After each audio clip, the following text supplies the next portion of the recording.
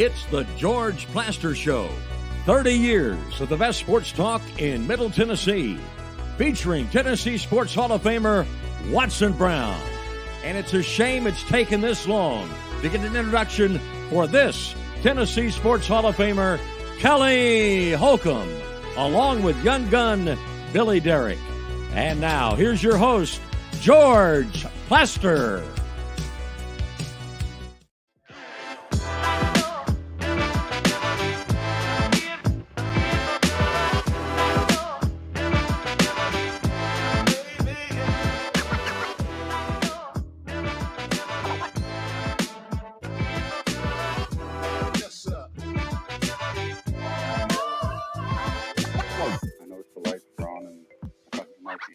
Hello again, everybody. Welcome in. It is a beautiful Thursday in Nashville, Tennessee. Temperature up into the 60s. And guess what? It's not going to last. Rain moving in tomorrow and then back to winter in some form or fashion on Saturday with a high of about 40. There's your weather forecast. Billy? We have no Kelly Holcomb today. He's off on special assignment, whatever that means. Thank goodness. So you're pleased. Happy. You're on the record as being glad he's not with us because you know that's going to get back to him. When it does, he's going to toast you. That'll get back, but I don't think Kelly's stunned about that. Really? But no, I'll miss Kelly today. But, George, either way, we still got a lot to get into. We've got, yes, of course, some tragedy to talk about yesterday. And there's really not a ton to dive into. I know we never want to get too political here, but, I mean, this, because it has entered the sports world, I think it kind of strikes a different tone with a lot of people. Well, it also entered the Nashville world. It's been less than a year ago. We're approaching the year anniversary of Covenant. Yeah. And no, I don't want to get too political, but like the mayor of Kansas City, I'm pissed off when I hear this. Yesterday on the show, it shows up on my phone toward the end, and I didn't have a lot of time to really think the whole thing through. But you're going to go through the update in a minute, and one of the stories, probably your first one, is what the Kansas City police are releasing right now as to what caused it. Yeah, they're saying that it appeared to stem from a dispute. Authorities in KC said today that it left one person dead, 22 injured. Police Chief Stacey Graves said also that the total number of victims is now 23. So it got up to 23 after being listed about 21 yesterday. 3 people were detained, 2 of whom are juveniles, and firearms were recovered during the mayhem, police said. So that was kind of the crux of it. Appeared to stem from a dispute. So here is, I guess, what angers me and probably angers a lot of other people. Okay, it's a parade to honor a Super Bowl championship team. And it's not like you're going to hear me say that I'm some huge Kansas City Chiefs fan. I'm not.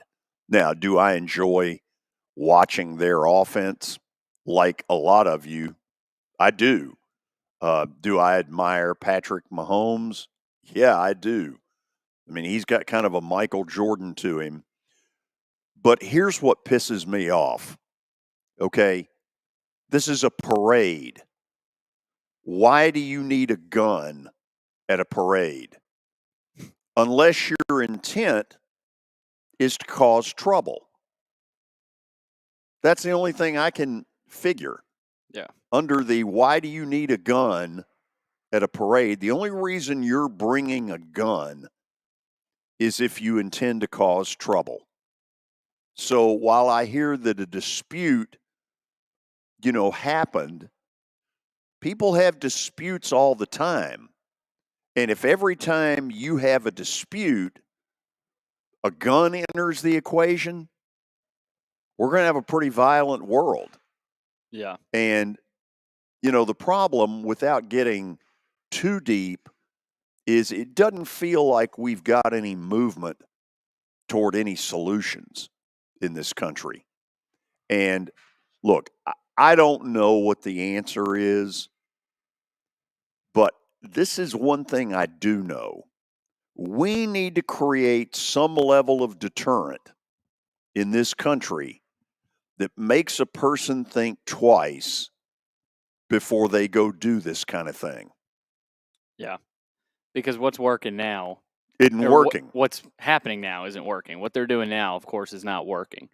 By the way, the woman who died was a Kansas City disc jockey at a radio station. I saw that. Not that changes any level of anger to the whole thing. I'll tell you what just flashed into my mind yesterday as I was leaving. A lot of you who are newer to the city may not have even been here. When the Titans got to the Super Bowl, we had a downtown parade, even though they lost.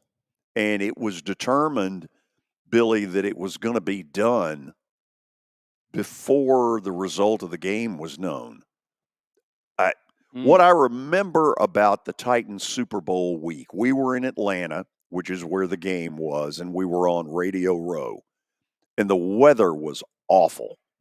You had a lot of sleet and freezing rain and cold as all get out. And because the weather conditions were so bad, you really couldn't go much of anywhere. I'll never forget. We had been there for about 3 days, and I felt like I had escaped to have the ability to go see Georgia Tech and Wake Forest play over at what at the time was called Alexander Memorial Coliseum. It's where Georgia Tech used to play basketball. It's now whatever they call it, the McCavish Center or whatever. Mm-hmm. And it was where Pete Maravich played as an Atlanta Hawk. Back then, there was no Omni.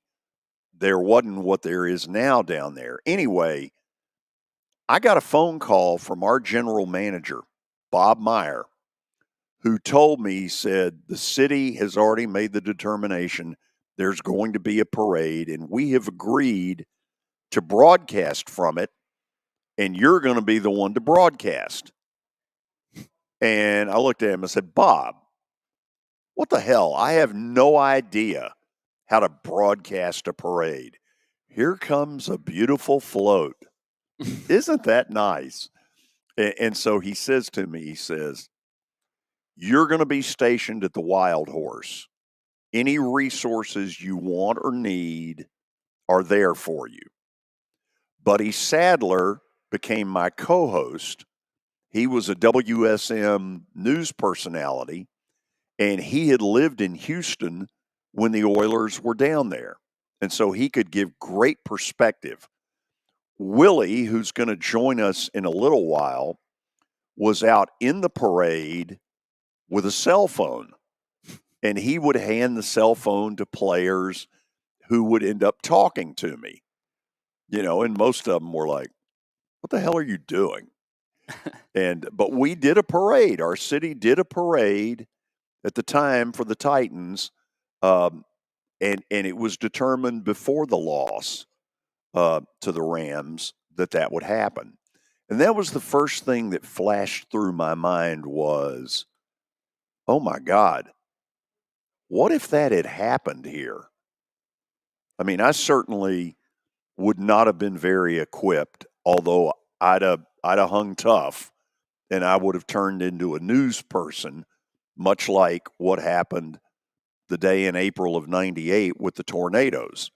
Mm-hmm. We just scrapped the show and went 5 hours of wall-to-wall tornado coverage because that's what you got to do. But, I mean, that should never have to happen.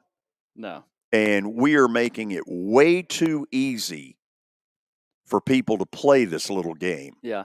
I felt bad for a lot of the people covering the event. They had probably had everything planned, like you said, to cover the Super Bowl parade, and now they have to flip the script and start talking about this tragedy, and that's hard. I mean, how do you do that? Well, you do it on your instincts as a reporter. First of all, our hearts go out to all these people who have been injured, the person that passed away, the whole deal. It's pitiful. Yeah. But here's the thing. This was supposed to be a moment that people who could never get into Arrowhead Stadium, which holds 80,000, but yet there were 1 million people at this parade. Kansas City isn't even 1 million in population. So it's a bunch of people from nearby, many of whom could never get in to see a Chiefs game. And instead of this being the celebration of the team they love, this is what they're going to have to remember. Yeah. And that's just not right. Mm-hmm. It puts all the attention, as bad as it is. It just, you go into that day excited about, celebrating your team that, like you said, maybe they didn't get to go to any games, and now this whole day is ruined. It just really pisses me off that it's this easy. Yeah. Do I have the answers? No, not totally. But I think I do know one thing. We have got to make it a whole lot tougher on these people. There has to be something in the back of their mind that says, if you do this, you will face a death the likes of which you've never, ever thought about. And I don't know what that means, but we got to do something. Well, obviously the number right now up to 23 who, I think, what's the word here?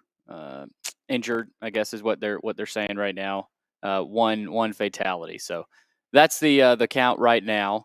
Moving on to college hoops last night. Yes, to the toy department of life that you and I signed up for. Yes. Tennessee beats Arkansas 92-63. Beat the snot out of them. I'll tell you what, there's something going on at Arkansas, and I don't pretend to know what it is. I'm not close enough. But there's a locker room issue there. That team has way too much talent to die on the vine the way they have been doing. And apparently, a 30-point loss at Bud Walton, that's embarrassing. Yeah, they came into the season as the preseason number 3 team in the SEC. And now they're 12-12, 3-8 in the conference, and feels like Musselman has checked out a little bit. So has his team, it looks like. First half was fairly competitive, but not the second. Tennessee welcomes Vandy on Saturday. South Carolina went into Neville Arena at Auburn and got hammered as well, 101-61. So a 40-point loss there. I don't know. Playing in Neville Arena is just so tough, no matter who you are. I mean, good luck winning there. The old place, and I think it was Memorial Coliseum. Or was it just Auburn Arena? I guess I that don't might have think been so. after. I thought it was Auburn Arena at one point. Anyway, this place has become the hardest place in the league, which is hard to believe because Rupp Arena probably should always be just off sheer size. But, I mean, they are taking people behind the woodshed. Auburn is. I mean, 40? I mean, South Carolina normally dictates a level of tempo. And I brought this up yesterday that this was going to be an interesting matchup. Could Auburn push their will? Now, if I'm an Auburn fan, while I'm giddy about the fact that they're kicking everybody's butt at home, there's a huge deal with Auburn of when they're at home, man, they're up here. Mm-hmm. And when they're on the road, there's a little more, I don't know. Yeah. I mean, what happens when they get in the NCAA tournament and it's neutral site and you don't have that student body behind you? Yeah. It reminds me a lot of those Kevin Stallings Vandy teams where they had great home records, but they'd get into the NCAA tournament. You don't have all those people behind you, and it's a totally different atmosphere. So that's one of the things you got to check into on Auburn. Yeah. Because the Auburn that you see at home, that feels like a Final Four team. Mm-hmm. I mean, South Carolina was good enough to go to Tennessee and win that none of us saw coming, but Auburn beat them by 40. Jeez. That was ugly.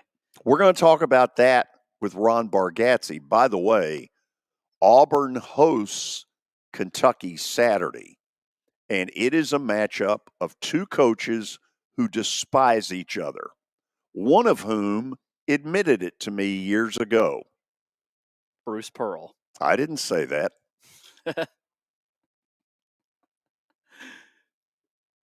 I'm just saying that one of the two admitted to me that they despise each other. Interesting. I can't wait to see this. It's going to be fun. It's at Neville Arena. College game day is there as well, so that'll be fun. College football news, Georgia State head coach Sean Elliott is gone. He's no longer Georgia State's head coach. He's joining South Carolina's staff to be their tight ends coach and run game coordinator. He said this was not a professional move, but a personal move. We've made it work for 7 years with my family still living in Columbia, and I even thought about not coaching this year. I've always loved South Carolina. So now here is what we wonder. Georgia State is a rising program. It's a commuter school, basically like a stone's throw from Turner Field. Yeah, they play their games at Turner Field. I actually did a basketball game on television there. It's probably the only TV game's ever been done. One of the weirdest setups. Sonny Smith did the game with me, and that was great to work with Sonny. I do wonder, though, this is the latest in a series of deals where a sitting head coach on the D1 level decides to do something else. Why? We know why. We know why. They're not having any fun. Yeah. Nobody's going to say it, but it's what Wes Durham said that day on our show. These coaches didn't sign up for this. Nope. And now they're stuck with it, and some of them are running for cover. Yeah. They really are. And, you feel bad for a lot of these players, too. They got to either hit the portal, stay there. They got a portal window reopening here for Georgia State. And their spring practice starts in like a week or two, I think. Did I not see, though, where they had canceled a bunch of stuff? I mean, the first thing they got to do is figure out, okay, who's their head coach going to be?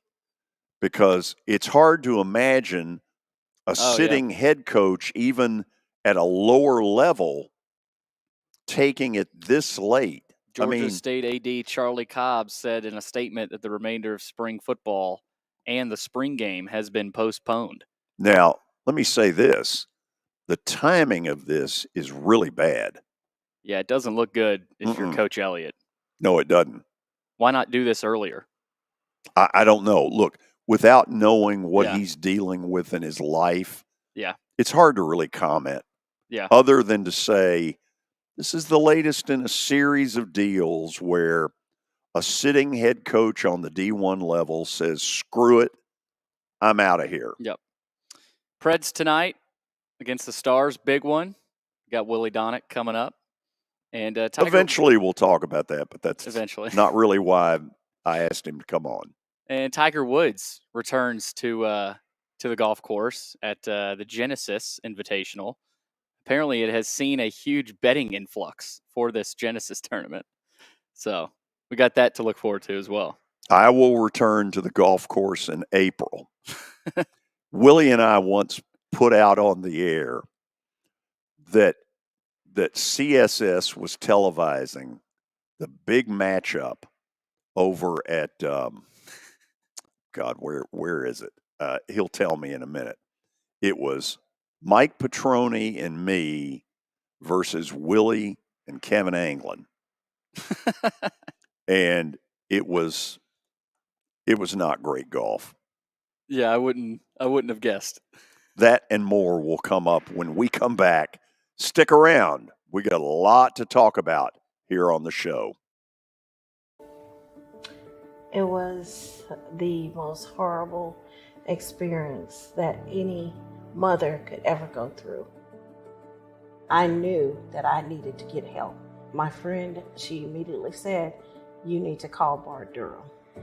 And you guys were there within an hour. You guys are like family for us. Yeah, sure is nice to connect with the people that you're doing your best to help. As the trusted premier custom home builder in Middle Tennessee, Donnelly Timmons has over 20 years of experience in the industry. Whether you're looking to build your dream home or renovate your current home, their team will ensure that every client and every remodel is unique, luxurious, and completed on time within budget. Founders Dustin Timmons and Joey Donnelly have over 25 years of construction experience in the Nashville area. Together, they have completed projects in Forest Hills, Oak Hill, Green Hills, Franklin, and Brentwood. Dustin and Joey believe that communication is the most important aspect of all construction projects. Therefore, they personally manage each project themselves and are involved in job site activities on a daily basis. Their commitment to quality and integrity has earned them an outstanding reputation among their clients. Contact them to set an appointment for a free consultation or to view some of their completed projects. Give them a call at 615-456-7983 or log on to DonnellyTimmons.com. I'm Watson Brown. I'm Kelly Holcomb. I'm Billy Daunic. We're the George Plaster Show.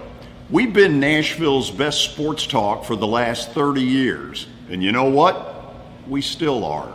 Catch us live weekdays from 2 to 4 p.m. Central Time in Nashville on YouTube, Twitter, and Facebook. Also, the podcast version is available on Spotify and Apple Podcasts. Looking for more than just awards and trophies? Southern Trophy House is your one-stop solution. For over 60 years, their team has created lasting impressions with a personalized touch. From embroidery to screen-printed apparel to corporate awards, signs, and name badges, they have everything you need to keep your brand shining bright. With their knowledgeable customer service team, you can relax as they create, produce, pack, and ship merchandise and awards on time and on budget. That includes etched crystal awards, custom-cut acrylic, name badges, embroidered Richardson ball caps, banners, screen-printed T-shirts, laser-engraved Yeti cups, and knives. Recognize your hard-working team from Southern Trophy House, where they do their best to help you recognize your best. Located at 2705 Nolensville Pike in Nashville, give them a holler, 615-256-7295. Visit southerntrophy.com. Southern Trophy House, for all your personalization and recognition needs.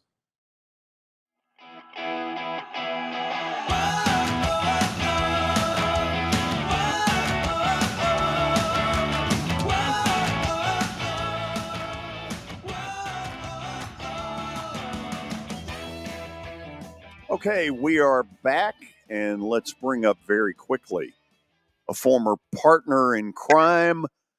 He's Willy Daunic, and he'll be on the call tonight on Bally Sports of the Preds and the Dallas Stars at 7 o'clock. Some of you need to make note of that. There are some stuff out there that says it's an 8 o'clock. It's not. It's at 7 o'clock. Hello, Willie. Hello, George. And the reason it was originally 8 o'clock is it is an ESPN Plus game tonight. So I actually am not on the call tonight. It will be one of those ESPN Plus exclusive games, but it has been moved to the normal start time of 7 o'clock. Why the hell aren't they using you? Good question. Good question. There are a handful of games every year that the national rights holders take. we'd be more than happy to grab that. But such as life isn't perfect, George. Yes. Life is not perfect. Neither was our golf game at Shelby Course. Shelby. Why couldn't I think? Yeah. Yes, the public course on the east side, which I would have to say is my home course. Mm-hmm. But yet I was not able to get victory every single time, despite that. No, it's not the home of great golf. What's that? I said it's not the home of great golf. No, it's a very forgiving course though. If you Yes, it is. if you hit wide, like I do many times, it's a sizable fairway. Not a lot of sand traps. No, and I put it out on the air because we had, like, that particular summer, like 7 different grudge matches, best of 7. And I put it out on the air that CSS, your source for cheap sports, would be televising the event. And there were people who believed it. You could see some pretty interesting things on CSS. You could. It was your source for cheap sports. So how much did you all talk about the shooting today? We talked about it some at the beginning of the show. And, as I think most people would say, it harkened back to, what our community went through, just under a year ago, and it's just become way too commonplace when you hear about things like this that happen. But I mean, that's now a new realm, a parade, right? And I know that sparked your memory and mine as well about just thinking about that kind of thing happening at a place where you're having such a joyous celebration, especially as being a sports fan. Okay, so you remember more about the parade. I took the easy route. I was indoors at the Wild Horse. Buddy Sadler, if you remember, was my co-host, and he was bringing up recollections of when he lived in Houston with the Oilers. Tell me what you remember of that day and that parade. I remember I was stationed. This was, for me, kind of an early stage of cell phone usage, right? Yes. So the station had a series of cell phones, and a few of us, I was in the group, were out along the pathway that the motorcade, every player was in a car. I guess maybe a couple cars had more than one player, but it was a parade into the Coliseum, is what it was called at the time, Nissan Stadium, right? It was a pretty new stadium at the time. And I was just along the pathway, basically seeing if I could flag down a few players to do some interviews with you, where I would just basically say, hey, are you willing to do it? And I would hand them the cell phone as they made their way along the pathway. But the key for me was to hand the person the cell phone and then move alongside of the car, which was moving pretty slow, and then get the cell phone back by the time the interview was over. So that was the trick. Right. I remember you asked Lorenzo Neal, you said, talk to George, and I could hear it. And he goes, oh, sure. And then he, Plaz, what are you doing? Yeah. And the funny part of that is as I handed him the phone, the car ran over the front of my foot. And he also stopped and he said, are you all right? And because he could feel the bump go over my foot. And luckily it wasn't that bad because it was only for a second. But I was like, yep, I'm good. I had to check just to make sure everything was still in place, though. Yeah. So they had made the decision, Willie, if you remember, they'd made the decision before the game was ever played that we were going to do a parade. And I told the story. My general manager, Bob Meyer, called me. We were at the Super Bowl in Atlanta and said, you're doing, we're going to broadcast the parade and you're going to anchor it. And I was like, what the hell do I know about anchoring a parade? I'd never done one. And he's like, use your imagination. Yeah. As I recall, I don't know all the details, but I know it was contemplated after the Predators made the Stanley Cup final of to do the same thing. Yeah, and they elected not to do it unless they won the whole thing, which I understand, both sides of it, the argument for and the argument against. But just to think that, and I heard the estimation yesterday in Kansas City, Plaz, was I think over 1 million people. Right. They were there. I don't know what the number was for the parade for the Titans in 2000. This would have been what, February of 2000 when that parade happened. I would be curious to know, but just to think of a gathering that big and suddenly something like that happens, it's unthinkable. I know me being there, I never had a moment's pause of saying, well, could anything bad happen while I'm here? You just would never cross your mind. But now when you have a gathering like this going forward, that's something, unfortunately, everybody's has to think about. And that's what pisses all of us off, is the fact that if you go back 21, 22 years ago, we never gave a thought to this kind of thing. No, it was all about fun, and it was all about let's celebrate. And you're talking about all walks of life. I can remember, that's the thing about a sports team. It's Tennessee fans and Alabama fans. It's Vanderbilt fans and Kentucky fans. You might have a lot of differences in your views on life, your background, but everybody's getting together. And it was such a new thing back then. We were a brand new major league town. And that's what is so sad about this, because this is the occasion where you get a lot of people who might see the world a different way in a lot of other facets, but we can all come together and celebrate as a city this kind of thing. So it just makes it that much more sad from that perspective, I think. Willie, here's the other thing that hit me a little while ago when I saw the number 1 million people at the parade. A lot of those people have never gotten to a game at Arrowhead. Arrowhead has become a really tough place to get a ticket. And you and I have both been there. I've done a game in Arrowhead. The Royals Stadium is right next door. It's a beautiful complex. But I would bet more than 50% of the people at that parade have never been able to get a ticket to see that football team. Yeah, you do think about that. And that's the impact that a sports team can have on a city, is even if it's not just about the people that fill your stadium or your arena. It stands for so much more than that. And yeah, you're right.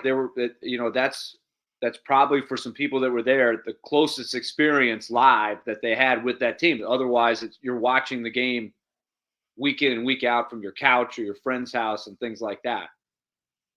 So once again, it's just another chapter in a real sad change in our society over the last, I guess, 20 years. What year was Columbine? Was what year, George? I want to say. Oh gosh, I don't. That was one of the first ones. That was Yeah. late 90s or right around that same period of time, which we thought was a unique thing. But since then, it's become all too common, which is really just devastating to think about. Yeah. This one wrongfully probably pisses me off because it involves sports. None of them are right. And somewhere in here, we got to figure something out to do better than this.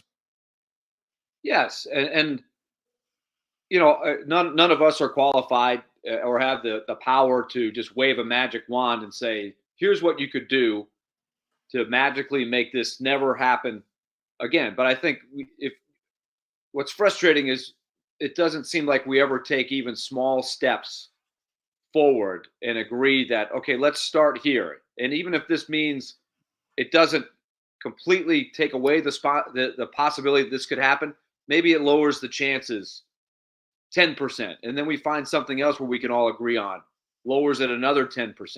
That's how I think of it. People have different opinions. I think there's common ground that we can all find, because I think we all agree that the more these happens, it gets into your circle, like it did in our city last year and our realm as sports fans. And so it hits home, and we know down the road, you worry where it's going to happen next and how it's going to affect people. Okay, on a happier, sort of happier note, back to the toy department of life. I walked out of Bridgestone Tuesday night saying, this is not a playoff team.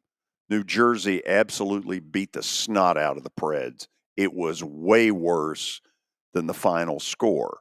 But you sort of gave me, watch this, not so fast, my friend.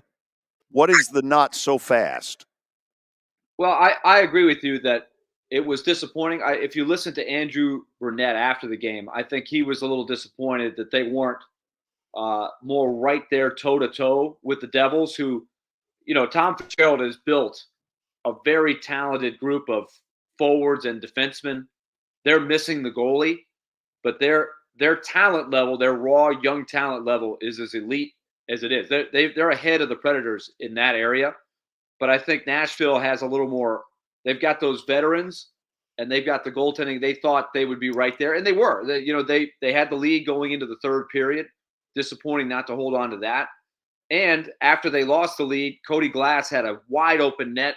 He shoots the puck, it's going in, and one of their defenders made a great play, just desperation, threw a stick in front. It wasn't the goalie. I think it was Curtis Lazar, and it hit the shaft of the stick. So sometimes you're a bounce away from getting games to overtime. And that's where the Predators, I think, have left some points on the table. I think there's some games where they played well enough to at least get a point out of it, and they didn't get anything. So here's the not so fast, my friend. The rest of the teams that are competing right now, if you take a look at the standings, I'm going to say I think Los Angeles is a good enough team. They get Victor Arvidsson back tonight. I think they've been through their worst period of time of the season. You're putting them in at 7. I think they're going to be number 1 wild card. Let's pencil them in there. Anything can happen. But then that last wild card spot, you've got the Predators, the Blues, the Wild, the Calgary Flames, and the Seattle Kraken. I think Arizona now has dipped down to not out of it, but they're in big trouble now. They're falling behind. They just lost Connor Ingram to injury. He's a guy that's had a really good season for them, a former Predator. Sure has. So you're looking at 5 teams for 1 spot. But all 5 of those teams, I think, are all have a lot of question marks, including the Predators. What's the Predators' question mark? Can they get UC Saros to play at the level that he's capable of playing? If they do, then I think you could see a pretty good boost down the stretch. But can they get secondary scoring from guys like Cody Glass and Tommy Novak, some of these other young guys who have been very up and down? I think that's a big question. And you may not have the answer to that question, but at the same time, St. Louis has got their own set of questions. Seattle does. Calgary is in the position the Predators were in last year. They're looking to maybe trade off some guys that are in the last year of their contracts that could make it very tough for them to compete. So somebody's got to grab that last spot, and it's going to be a team that's got some flaws. Why not be us? Why not? Why not the Predators? And look, Barry Trotz has said from the start, he's told you, he's told people at our radio station, he's told pretty much anybody that's listening, look, be patient. And he's said it without saying it. Look, if we make the playoffs this year, that would be a nice bonus. But the real thing he's trying to do is build a team back that can compete, man for man with, for example, the team they're playing tonight, Dallas. That's a team that's equipped to make a deep run in the playoffs and have a chance to win it. That's their goal. And if you look at their lineup, they've got that kind of depth. The Predators aren't quite there yet. Milwaukee, as you know, George, has won 15 games in a row. There's some exciting things going on there. But a lot of those guys are 20, 21 years old. They're not ready to help the team now. They won't be ready for a year or two at least.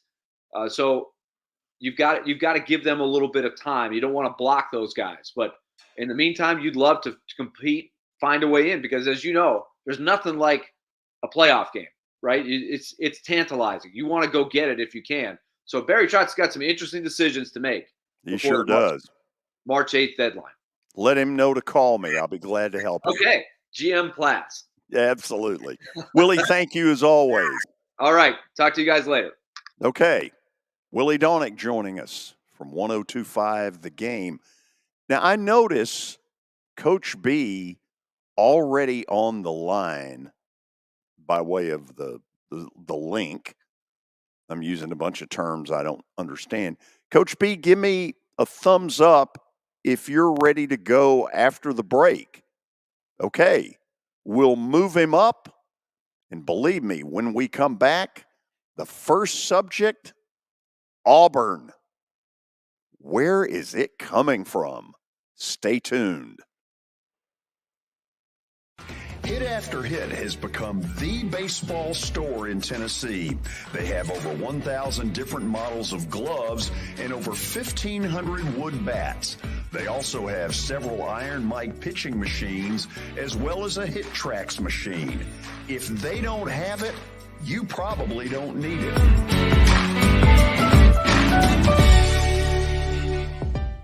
We're proud to call Hit After Hit the official shirt provider of the Plaster and Friends Celebrity Bowling Night.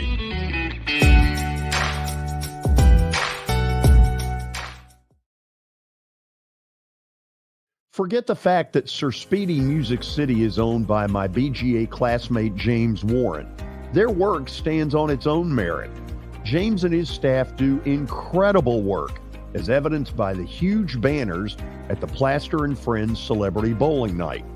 If you're looking for quality to help your marketing and business communications, and you want it at a reasonable price, these are your folks. Call them at 615-832-9511 or go to print at sirspeedymusiccity.com. And be sure to tell them Plaz sent you. Over the years, more men have started to seek help for hormone deficiencies and imbalances, and Dr. Jeffrey Lodge and wife Daphne, along with their experienced staff, give men the treatment required to improve their quality of life, improve your immune system, energy level, cognitive function, and more. There's no better time to achieve a healthy lifestyle. What are you waiting for? Give Cool Springs MD a call today for an appointment at 615-486-3458 or visit the website coolspringsmd.com.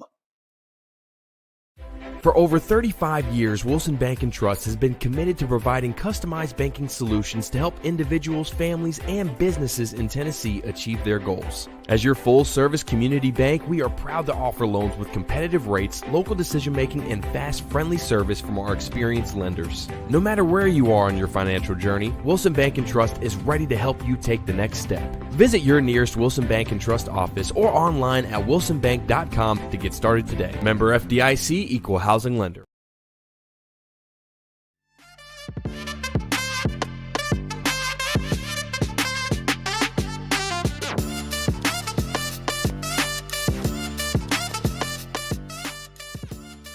When I was a little kid growing up and I was really into SEC basketball, the truth of it is there were only 3 teams that really cared.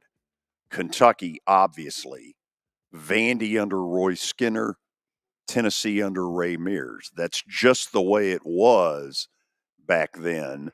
And so now you fast forward almost 50 years later, and suddenly you're sitting there saying, Auburn may be the hardest place to go if you're having to go on the road to get a win. Coach Ron Bargatze joins us a few minutes early for his weekly visit. Coach B, what was going to Auburn like back then? Well, it was you had Joel Eves coming out of his tenure there. It was pretty good. Then you had 3 or 4 other guys that came through there that had some success, and particularly in the late 70s, early 80s under Sonny Smith, when Barkley and Person were there and leading Auburn, it got pretty revved up.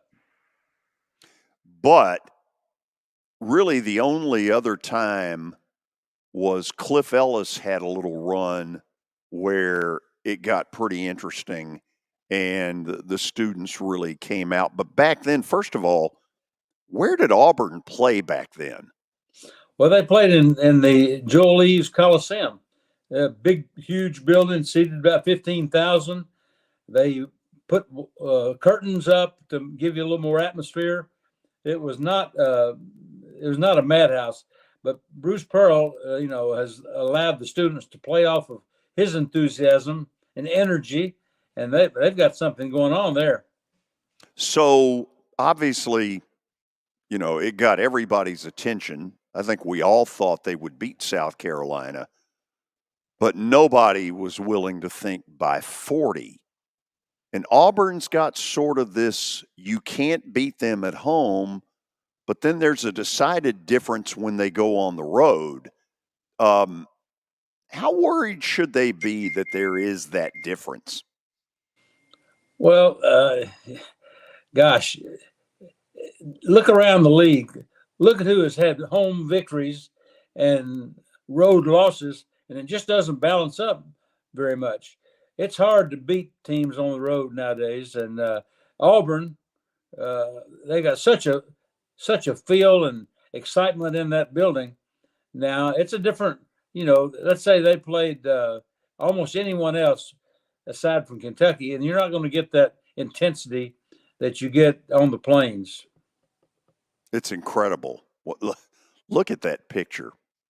Billy, I'm guessing you've never been there. I've never been to the new place, this Neville Arena.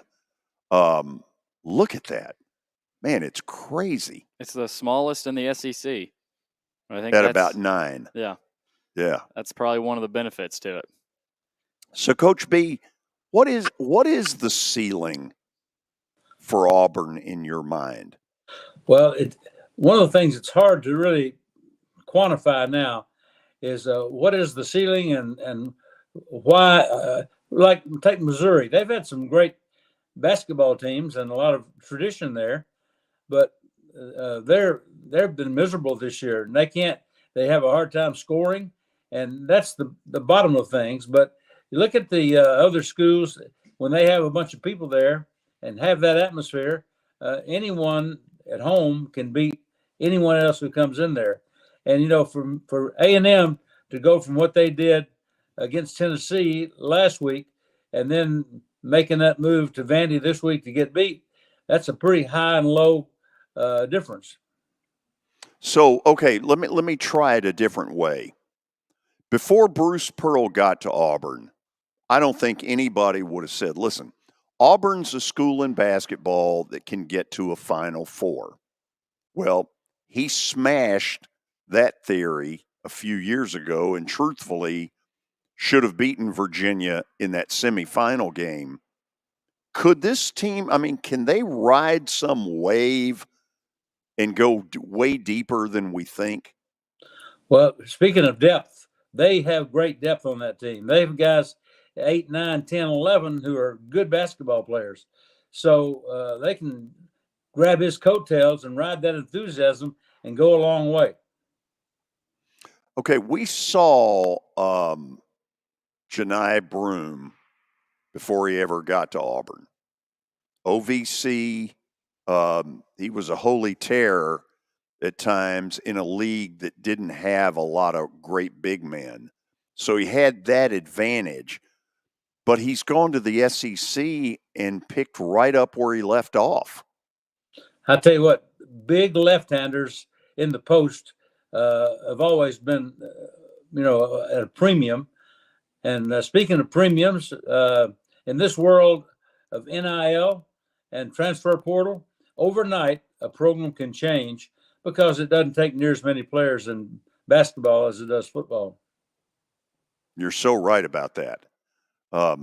And I don't know, maybe that's a good thing. I don't think a lot of what causes it is necessarily a good thing. But let's go to the matchup Saturday. I made the comment, and Billy took a look at me when I said it. I said, Auburn, Kentucky, at Auburn. There's a picture of Calipari. These two coaches despise each other.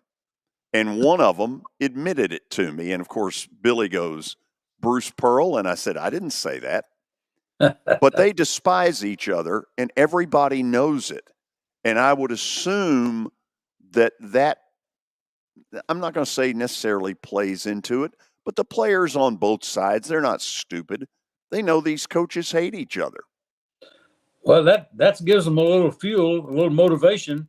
I'm sure. But, I think here is Kentucky going to Auburn and playing, and all of a sudden, Auburn's probably a 6, 7, 8-point favorite in the game. So a week ago, and I guess I'm curious on your end. I didn't see a whole lot defensively from Kentucky.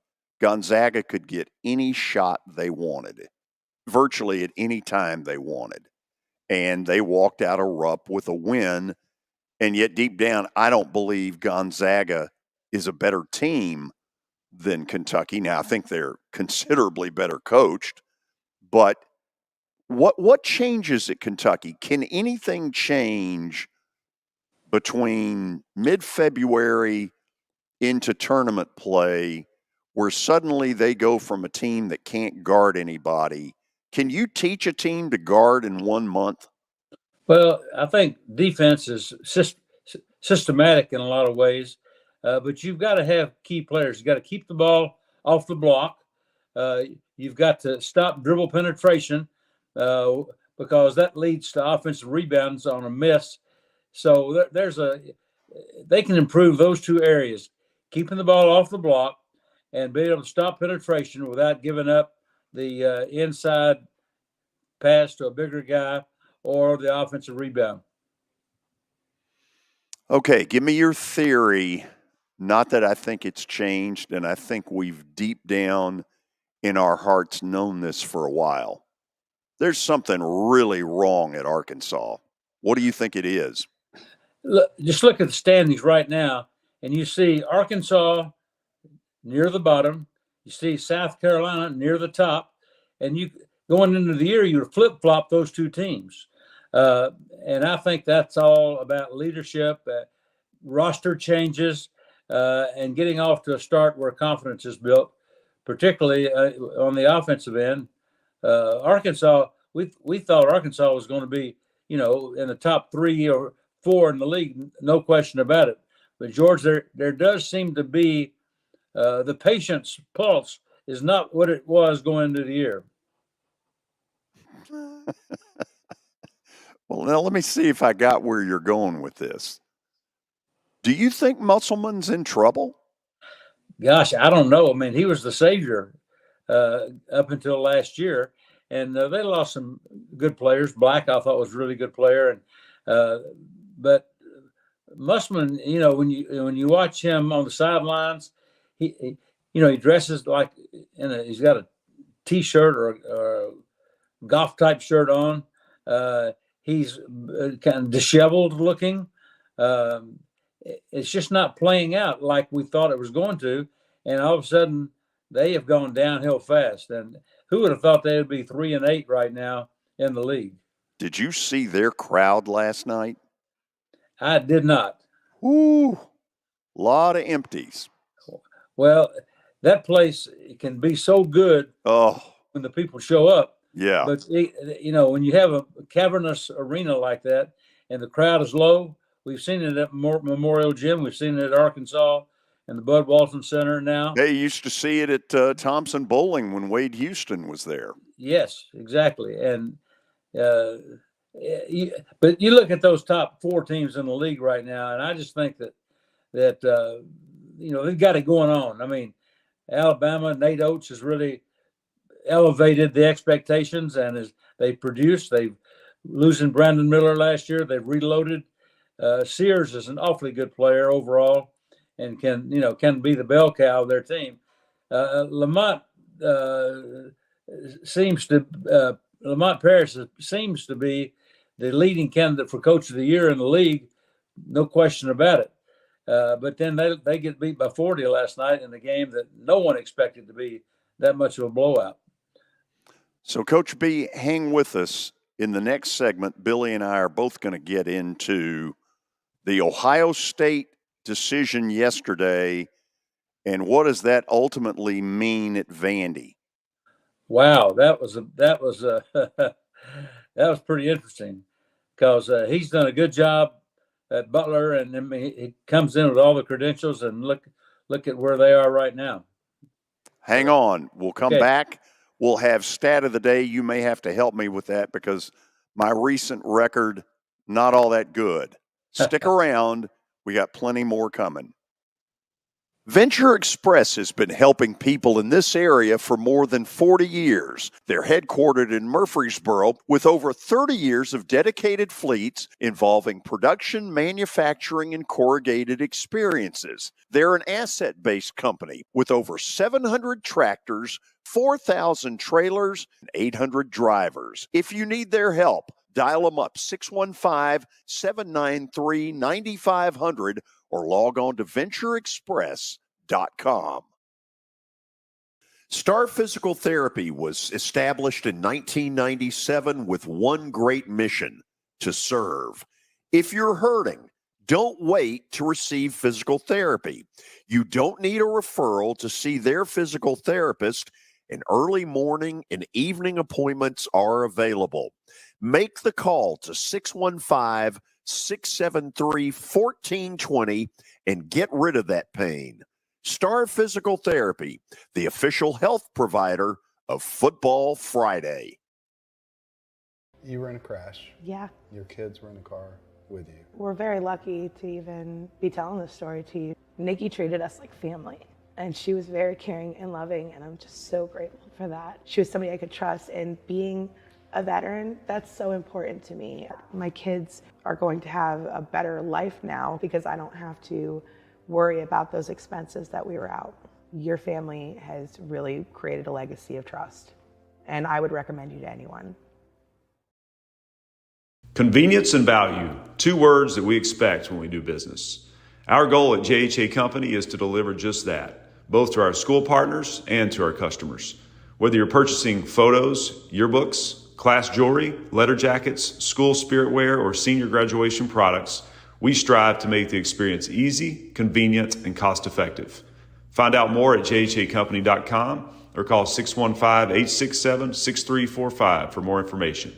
JHA, one source, one company.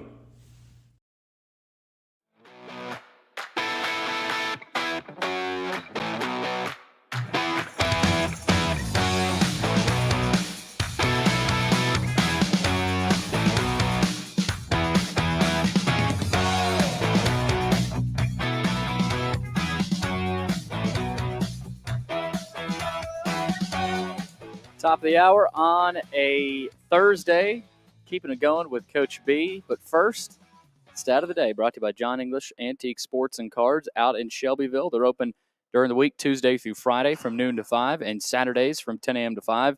Give them a call, 931-492-4304. All right, you want Coach B to hop in here? Oh, absolutely. I want to blame it on him when we don't get it. All right. Oh, that's that was wrong the wrong graphic there. stuff. Gotta roll. Got a lot of pretty pictures there, though. Yeah, here we go. Yeah. Uh-huh. Yeah. You didn't see that, did you? Oh, of course not. This I think you would have gotten it right anyway. All right. I think you're right. Luka Doncic scored 73 last night, or I guess on Friday against the Hawks last week. That is the most points in a game since who in 2006? Coach B, I know who, and I bet you know who. Well, George, being a team player, I'm going to give you the opportunity to answer it first. Let me ask you this, because there has been a trend this year in the NBA of these massive point totals. Started with Joel Embiid one night with 60. We've had 3 or 4 of these kind of deals. Give me a theory on that. What's going on? The three-point basket, its dominance in the pro game. It seems to up the possessions. You see a lot of guys pulling up on the break. If they have a 2-on-1 or 3-on-2, pulling up for the 3, making a lot of those shots. You have more possessions. And, of course, the three-point basket, pretty easy to figure out how it lets the points mount up. So, Billy, I think it's Kobe Bryant, and I think it's against the Utah Jazz that he went totally berserk. Yeah, I think it was the Jazz. He had 81. And was that not – when did Kobe retire? 20 17 or 18? Yeah, I was going to say something like that, yeah. He had a big night right at the end of his career where he had up into the 50s. Yeah. It seems like it was his final game that they just said, here, it's yours, go out and do your thing. Yeah. And he did, man. Yeah, final game. I forget what he had. We had a lot. We lost that guy way, way too early. Mm-hmm. Incredible. Did you ever see him, Coach B? Yes. Before he was a pro? Well, I heard about him. Of course, he became an instant pro out of Lower Marion High School in Philadelphia. And golly, he was good from the get-go. And his father had played in the NBA. Yeah. Jelly, was it Jelly Bean? Jelly Bean, yeah. Yeah. Okay. Yesterday, the news comes out. Now, I'll be honest, I expected this to come out at the end of the year, but Ohio State goes ahead and gets rid of Chris Holtmann. Ohio State just simply has not been anywhere close to what Ohio State thinks they ought to be. Any surprise that maybe the timing is, but not the dismissal? Yeah, it seemed to be in line, and the respect he gathered for himself before going there, that would be an end-of-year deal. And it's hard to say, did they try to get a head start on a particular target to get rid of him now? Who knows? But those things happen behind closed doors. Okay, so let's talk about the one that on the surface just seems like an obvious for Ohio State. And that's Chris Mack, who has sat out the last 2 years after an incredible run at Xavier and a dicey ending at Louisville.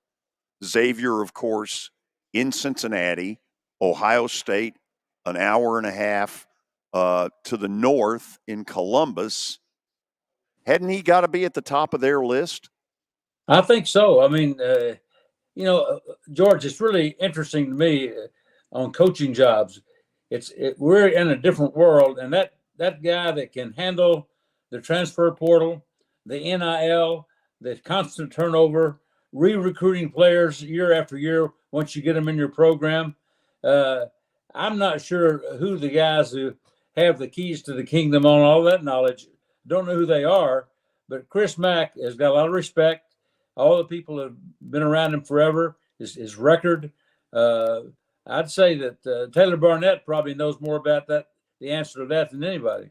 Yeah, Taylor was on the staff at Louisville under Chris Mack. So Mack has made it clear that he's now ready to get back into the coaching world.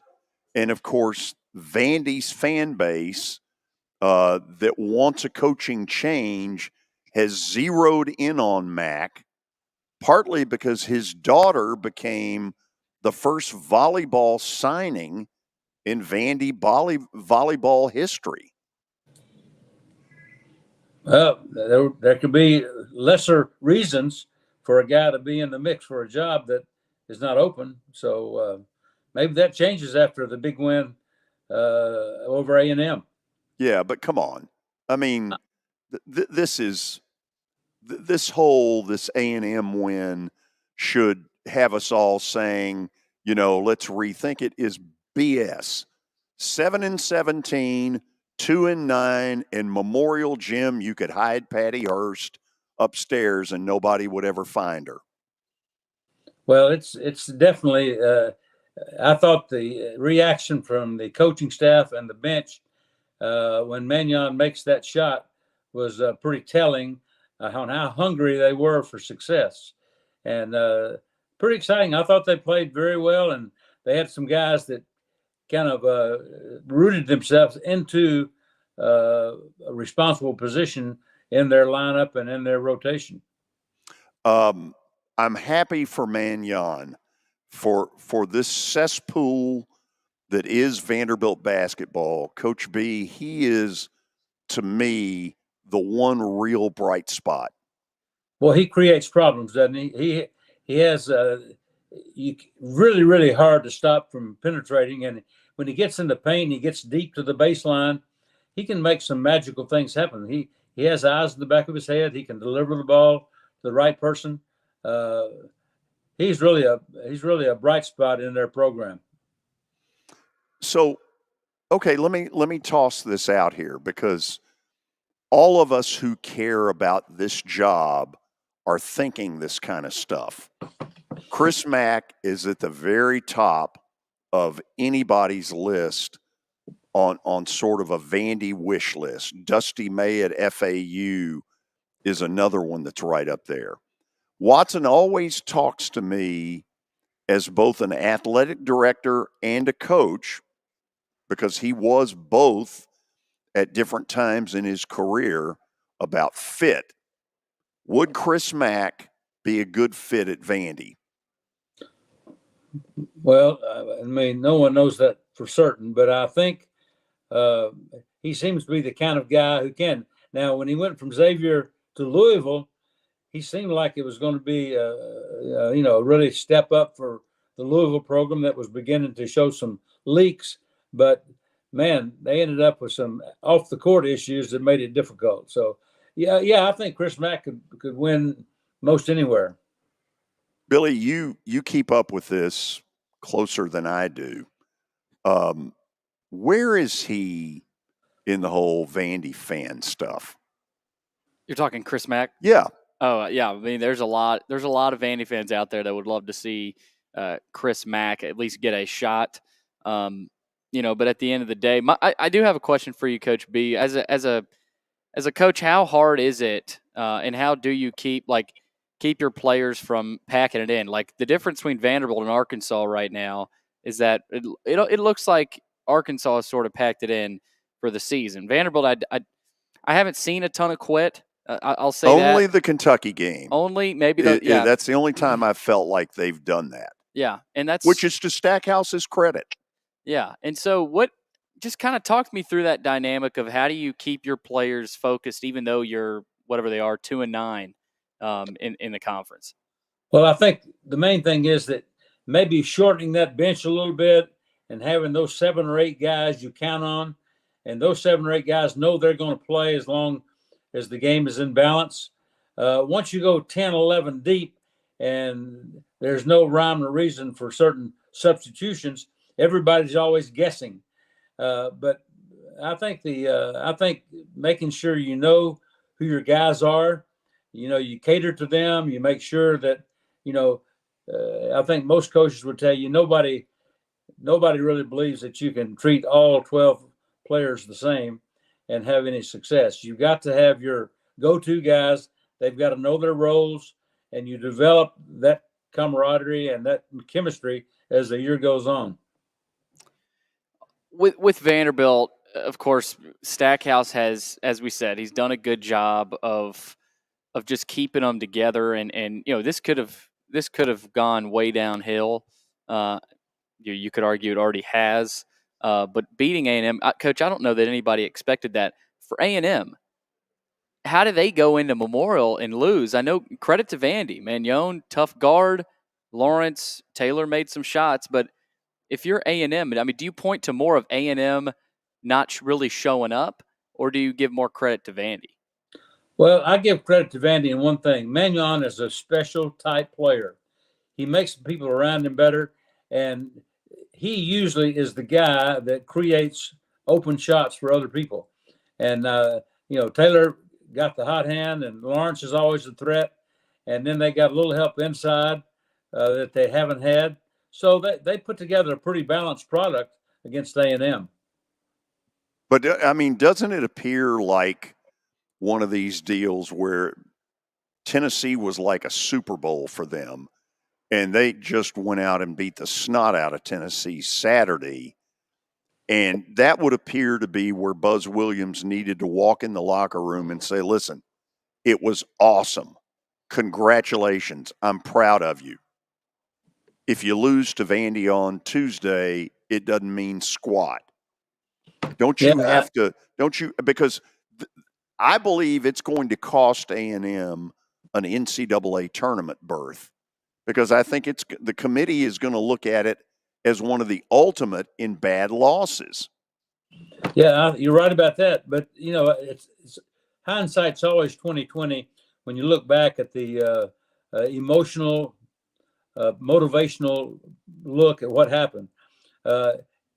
You certainly, I think a lot of coaches have been down that road and have had that happen to them. So but Buzz Williams, I think, is a guy. He's a positive guy. If you watch him on the sidelines, he's always patting guys on the butt and encouraging them.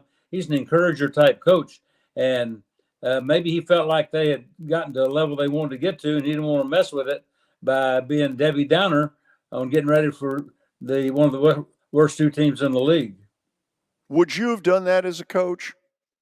I don't know. Maybe my teams hadn't won enough games to even think about anything. But so I don't know. I really like Buzz Williams. I really am a fan of him personally and the job he does. So, but Memorial Gym can be a different kind of place to play. And when that big old court there, and you got a point guard that no one can keep from penetrating, it was the perfect storm to beat A&M. What kind of a shot Tennessee obviously is one of the better teams in the country. What kind of a shot do you give Vandy on Saturday? I think the A&M loss is fresh enough in Rick Barnes' mind, and to see his opponent coming up this weekend to win against a team that just annihilated him, he's going to be motivated, and that's going to spill over to the players. And there's no question in my mind that Tennessee will be at a fever pitch for this game. Okay, last thing before you go. Belmont. A week ago when they beat Murray, I didn't come away all that impressed with what I saw, but last night sounds like a much different deal. Well, they played 8 games without their best player, and Malik Dia and Cade Tyson are both very good players, but their big three are those two guys. But Jacoby Gillespie from Greenville, Tennessee, who was a great high school football player and chose basketball instead, is the best chance to win without. So he was phenomenal last night. 26 points, made big plays, and he guarded Anderson, who is the second leading scorer in the country and a 90% free throw shooter. He guarded Anderson most of the night and stayed out of foul trouble until late in the game. And that Missouri Valley is a tough league. Oh, to me, it's got sort of a Mountain West feel to it. Mountain West right now is excited because they got a bunch of teams that might get there. Belmont, obviously, at this point, would have to win the conference tournament in St. Louis. Are they capable of that? Capable, yes. Probable, no, because their bench has some good, serviceable guys that can do certain things, but I don't think they have many, guys that can make a big difference outside of Dia and Tyson and of course Gillespie. And so I don't think they could win it, but it's not likely. The Missouri Valley has got very, very good coaches. It's got very good talent. They've got a lot of guys who could start for SEC teams, and so it's going to be a tough road. 2-bid league, Coach? Pardon? Is that a 2-bid league, you think, this year? Well, Missouri Valley can be a 2-bid league. They've been 2 bids in days gone by, and Indiana State definitely is going to be there. But Bradley's good, Northern Iowa's good, Drake is very good, very well coached. Then you got. I think that was Belmont's first win over Southern Illinois since they've been in the Valley. So probably 2 bids, I think. Yes. You ever been to SIU? Yes, I have. Is that gym not straight out of Hoosiers? Hey, that's Walt Frazier. Loved it. Everywhere you look, Walt Frazier's the man there. Absolutely. I really enjoyed the visit to SIU. That's a great old barn. Coach B, thank you as always. Great being with you guys, and tough following Willie, but it's nice to be here. But you know what? You're the only one that's 15 minutes early. Well, when you get old, you got to be early, because if you wait, the opportunity may be gone. Or dinner gets served at 4 p.m. See you later. See ya. See ya. Okay, after the break, a weird transaction in pro football that has me saying, we'll explain it after this. It was the most horrible experience that any mother could ever go through. I knew that I needed to get help. My friend, she immediately said, "You need to call Bart Durham." And you guys were there within an hour. You guys are like family for us. Yeah, sure is nice to connect with the people that you're doing your best to help.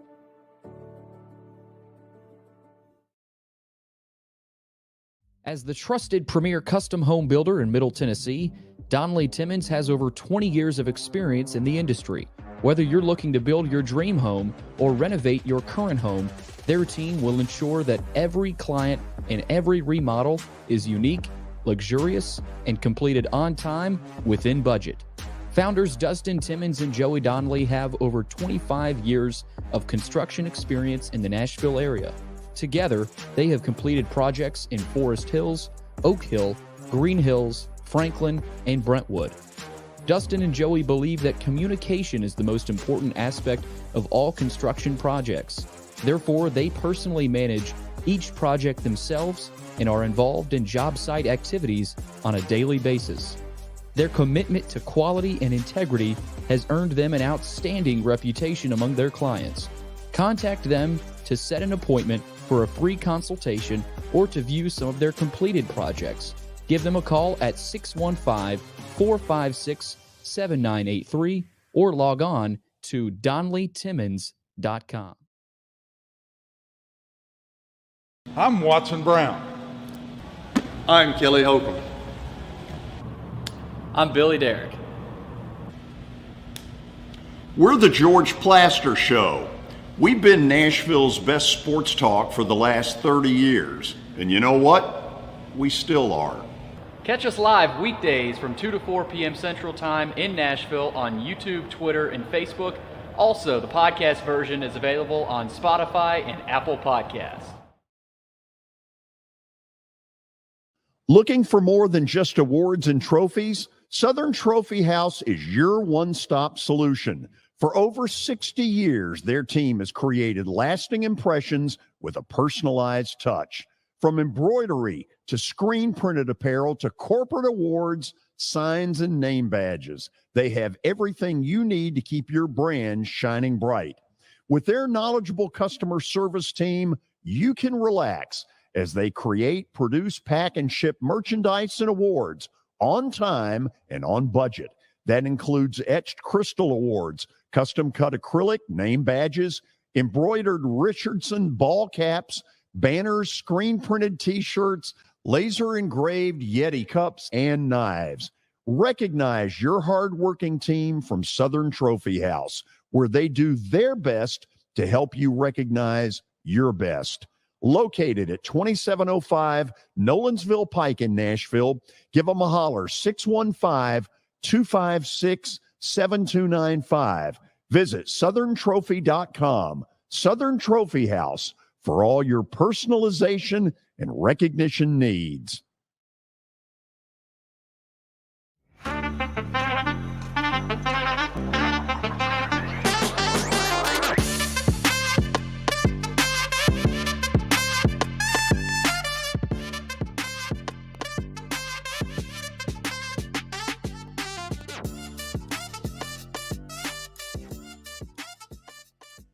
Yesterday was one of those broadcast days that got crazy.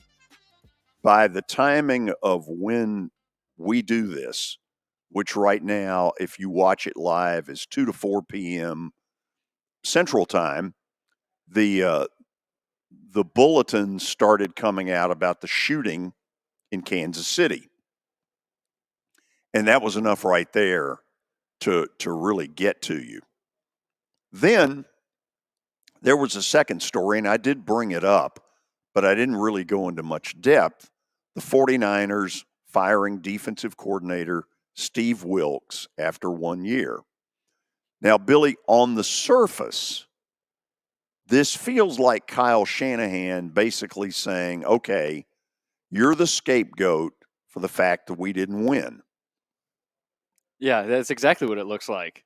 I mean, defensively, I thought they did pretty well on Mahomes, to be honest. I mean, I don't think, if anything, Shanahan should be blaming himself. Yeah, and that's what the national talking heads are going with. Yeah, I mean, and maybe this isn't. Maybe something deeper did happen with Wilks, and maybe we don't know something. But I mean, it does feel a lot like a scapegoat situation. Well, I'm about to go there in just a second.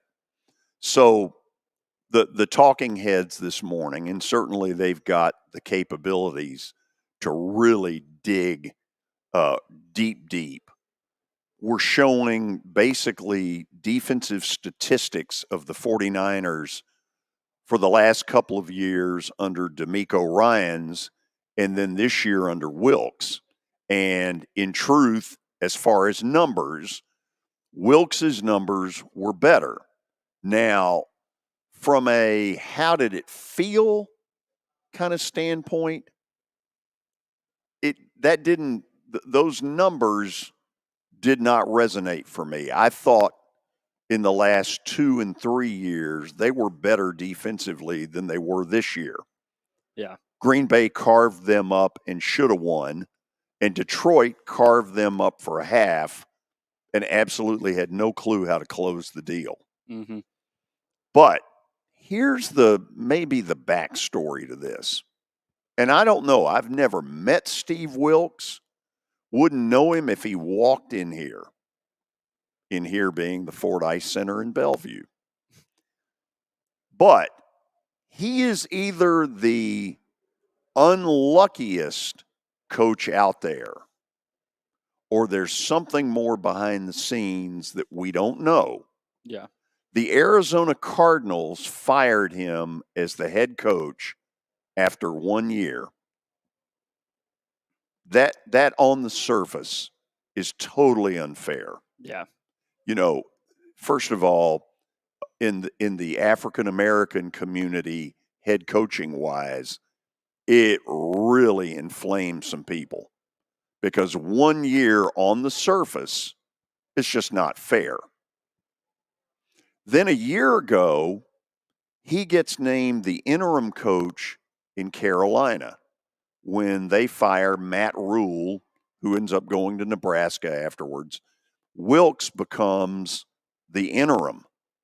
Mm-hmm. And a lot of people thought Wilks did a really nice job in Carolina and should have been elevated to the permanent head coach. That didn't happen. They hire Frank Reich, mm-hmm. who gets fired for the second time in his career. If it ever happens again, what does that mean, Billy? The Third Reich. The Third Reich, thank you. So Wilks has had some strange stuff go on. And look, for the purposes of this show, I don't have a clue what they are. I just know that he got fired after 1 year in San Fran, got fired as the head coach of the Arizona Cardinals after 1 year, and when a lot of people thought he should have been elevated in Carolina, they didn't go that route. Either this guy is one of the unluckiest people going and has gotten screwed over repeatedly, or he is causing stuff internally that is forcing people to do things at times that on the surface seem really weird. Yeah. I mean, Steve Wilks, as you said, is well respected around the league. It's not like this is some coach that, has really struggled in his spots, where he's been. And I mean, this is a guy, we talk about Mike Vrabel being well respected, same vein for Steve Wilks. It just feels like Shanahan is wanting something in the headlines, defensively, saying our defense kind of let us down a little bit, or Wilks and what he wanted to do was sort of holding us back, when in reality, I think it's the total opposite. Shanahan, Shanahan's a great offensive coach. Is he a leader of men? I don't know. I mean, I don't know either. I'll say this. I'll tell you who I would go hire. Mike Vrabel. No. No. No, because I don't think Vrabel is going to be willing. I don't know this. I don't see Vrabel accepting a defensive coordinator job. Yeah. I'll tell you who I would hire. Rex Ryan. I think Shanahan's a very clinical, listen to this big word, clinician. Yeah. Very clinical. Rex Ryan will come in, and just like his old man, it'll be a lot of emotions. San Fran's got some ballers on defense. Yeah. You put Rex Ryan in there, woo. Yeah. So let me say this. Well, let me ask you this real quick. Okay. At the coin toss, it was Mahomes and Warner, right? Fred Warner. I think if you're you right. Remember, so defensive player. Yeah. I wonder if that's kind of the crux of this. Did Wilkes tell Warner something? Well, there is some film footage. Mahomes being surprised about it. Yeah, well, yeah, and I think it's inside the NFL that got this film footage where once the coin toss happens, Mahomes runs off to the Kansas City bench and keeps yelling, "They want the ball. They want the ball." And of course, Kelsey, they can have the ball, But on the San Fran side, I'm trying to think who the player was that says, so even if we score a touchdown, they get the ball, and he goes, I didn't know that. He says it right on the sideline, right after the coin flip. Well, that doesn't look real good. Yeah. And there's all kinds of conjecture in San Francisco right now about, did an analytics department force Shanahan to do something that deep down he didn't believe in? Yeah. Because the theory is that the analytics people, most of whom have never played football but have been bean counters at Harvard, have gotten to the owner's ear and said, he ought to be doing this. He ought to be doing, there's a lot of that behind all this analytics. But to go back to where I would go with Wilkes, the next time he's interviewing for a head coaching job, because I think he will end up interviewing again. Mm-hmm. If I'm the person deciding who to hire and I interview him, I've got to ask him, listen, I've got your resume here and it's got some strange stuff to it. Help me to understand your theory as to why these things keep happening to you. Yeah. That's all I'm saying. I'll be interested to see who goes after him now. I mean, he'll obviously probably get a job. Well, guess, the problem is it's a little late in the game. Yeah. Most of these positions have been filled. This feels like a year where he may have to sit. Yeah. Are we now prepared for the plaster bet of the day? We are. Mm-hmm. Bart Durham Injury Law brings it to us. Give them a call, 615-242-9000, or log on to bartdurham.com. Let's check out what happened last night. San Diego State. Oh, this isn't updated, is it? No. Because last night, oh, man, that's a tragedy. Yeah. Last night, old Jorge went 3-0. Yeah. Okay, so Matthew told me he wasn't able to get the graphics in. That's on me. But well, you want me to write on the TV screen? Yeah. Because rumors of my demise were greatly exaggerated. You're damn right. So you want to know what the games were? Yeah, refresh my memory. I'll be happy to. I think Xavier. Yep. Seton Hall. I have Seton Hall won in a blowout. You got that one? Yep. San Diego State. No, not San Diego State. UNLV.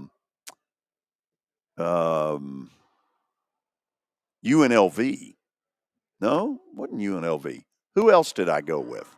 I'm checking right now. You had Seton Hall minus 2.5 against Xavier. Bingo.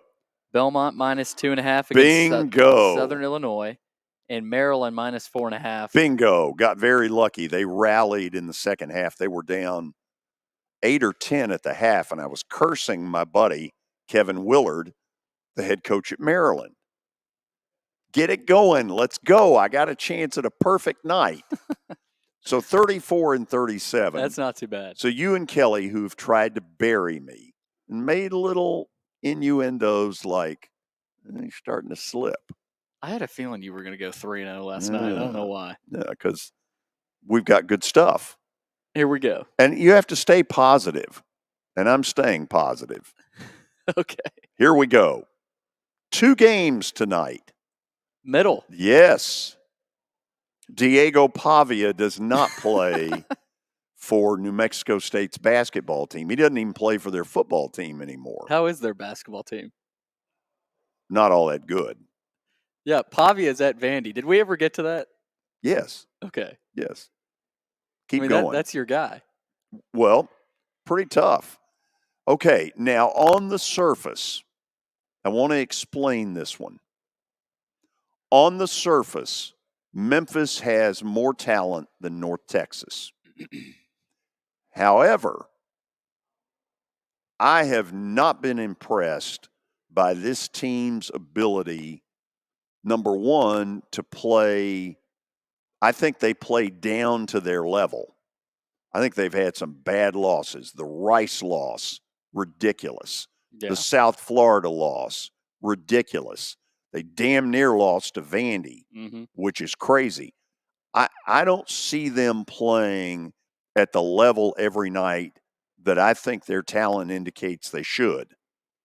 Now, here's the thing about North Texas, because I've seen them about 3 different times. Mentally tough. Really mentally tough. This game will be, if it's played the way they want it, will be in the 60s, and it'll go right down to the wire, and the old Mean Green will beat my old broadcast school. The Mean Green. That's what I think. I like it. That's a tough line. Yes. So that's basically North Texas money line. I mean, you're picking them to win. Yes, I am. Yeah. Denton, Texas. Denton, Texas. Be there. Hello. We're done, aren't we? Yep. You know, we got through this with no Kelly. Yeah, you got to – Kelly kind of – I noticed without Kelly, you got to feel a little bit more – Yeah. You know, I got to talk a little bit more. So do you. But you enjoyed him not being here more than I do. No, I mean, well, now you came out publicly an hour ago and said, I don't miss him at all. So I just wanted to get that on the record. No, I miss Kelly. So we get tomorrow. I'm not sure you do. We get tomorrow what? We get tomorrow without Kelly again. I like that. I don't know if I could that do as a vacation. I like having Fridays without Kelly. Really? Because you get 4 or 5 days. Yeah, we'll run this tape for him. 5 days with Kelly. It's a bit much. 4 you think is the right number. The magic number. And 3 for you was even better, apparently. Yeah. We're out of here. Hope all of you have a good evening. Go Preds. It's a 7:00 game against the Dallas Stars. Do not bet the over. All those Dallas games, 2-1, 3-2 is an offensive, explosion. See you Friday.